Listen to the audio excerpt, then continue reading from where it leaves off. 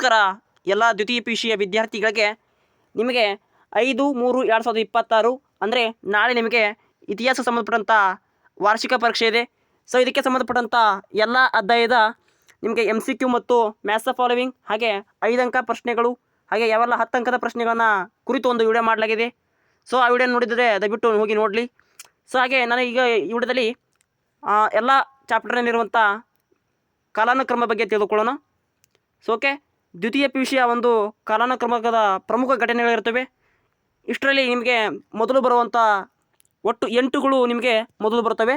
ಅಲ್ಲಿ ಆರ್ಯರ ಆಗಮನ, ವರ್ಧಮಾನನ ಮಹಾವೀರನ ಜನನ, ಬುದ್ಧನ ಜನನ, ಬುದ್ಧನ ಜ್ಞಾನೋದಯ ಸಂಬಂಧಪಟ್ಟಿದ್ದು, ಕಳಿಂಗ ಯುದ್ಧ, 3ನೇ ಬೌದ್ಧ ಮಹಾಸಮ್ಮೇಳನ, ಶಾಲಿವಾಹನರ ಶಕೆ ಹಾಗೆ 4ನೇ ಬೌದ್ಧ ಮಹಾಸಮ್ಮೇಳನ ಇಷ್ಟು ಮೊದಲು ಬರ್ತವೆ. ಸೊ ಕೊಟ್ಟಂಥ ಅಲ್ಲಿ ಇವು ಆರ್ಯರ ಆಗಮನ ಮೊದಲಿಗೆ ಬರುತ್ತೆ. ಹಾಗೆ ಇಷ್ಟು ನೋಡ್ಕೋಬೇಕು. ಅವರ ಇಸ್ವಿಯ ನೋಡಿ, ಇಸ್ವಿ ತಕ್ಕಂತೆ ನೀವು ಬರೀಬೇಕಾಗತ್ತೆ. ಹಾಗೆ 2ನೇ ಕಾಲಂ ಬಂದ್ಬಿಟ್ಟು ಗುಪ್ತ ಶಕೆ, ಅಲ್ಲಿ ಪಾಹೇನ ಭೇಟಿಯಿಂದ ಆರಂಭವಾಗಿ 1ನೇ ತೈರನ್ ಕದನ ಅಲ್ಲಿ ಮಟ್ಟವು 2ನೇಕ್ಕೆ ಬರ್ತವೆ. ಅಷ್ಟು ಘಟನೆಗಳು 2ನೇಕ್ಕೆ ಬರ್ತವೆ. ಇನ್ನು ಇಲ್ಲಿ 3ನೇ ಘಟನೆ ನೋಡ್ಕೊಳ್ಳಿ, ಇವು 3ನೇ ಸಂಬಂಧಪಟ್ಟಿದ್ದು. ಸೊ ನೋಡ್ಕೊಳ್ಳಿ, ಅಲ್ಲಿ ಅಕ್ಬರನ ಜನನ, ಬೆಂಗಳೂರು ನಿರ್ಮಾಣ, 1ನೇ ಪಾನಿಪತ್ ಕದನ ಇಷ್ಟು ನಿಮಗೆ ಬರ್ತವೆ.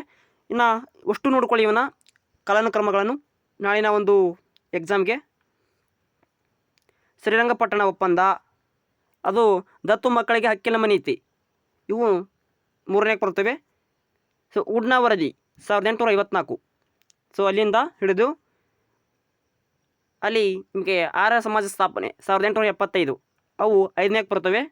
ಹಾಗೆ 69ನೇ ಪ್ರಶ್ನೆಯಿಂದ ಹಿಡ್ಕೊಂಡು ಲಾಸ್ಟ್ ಎಲ್ಲಿಪ್ಪ ಅಂದರೆ 83 ಚೌರಿ ಚೌರ ದುರಂತ ಸಾಶಪು 1922ರವರೆಗೂ ಬರುತ್ತೆ. ಹಾಗೆ ಮೆಂಜಾದದಿಂದ ಹಿಡ್ಕೊಂಡು ನಗರ ಶೋಧನ ಹಿಡ್ಕೊಂಡು 1922ರಿಂದ ಹಿಡಿದು ಲಾಸ್ಟ್ ಬಂದುಬಿಟ್ಟು ಮೈಸೂರು ರಾಜ್ಯಕ್ಕೆ ಕರ್ನಾಟಕದ ನವೀಕರಣ, ಇಲ್ಲಿ ಮಟ್ಟ ಇವು 5ನೇಕ್ಕೆ ಬರ್ತವೆ. ಸೊ ಇಷ್ಟು ನೋಡ್ಕೊಳ್ಳಿ ನಿಮಗೆ ನಾಳಿನ ಒಂದು ಕಾಲಾನುಕ್ರಮ. ಸೊ ತುಂಬಾ ಇಂಪಾರ್ಟೆಂಟ್ ಇರ್ತವೆ. ನೆಕ್ಸ್ಟ್ ವಿಡಿಯೋದಲ್ಲಿ ಸರಿಯಾಗಿ 8:30ಕ್ಕೆ ನಕ್ಷೆಯಲ್ಲಿ ಗುರುತಿಸೋದು ಹೇಗೆ ಎಂಬುದನ್ನು ವಿಡಿಯೋ ಮಾಡ್ತೀವಿ. ಸೊ ಅದನ್ನು ಕೂಡ ನೋಡ್ಕೊಳ್ಳಿ.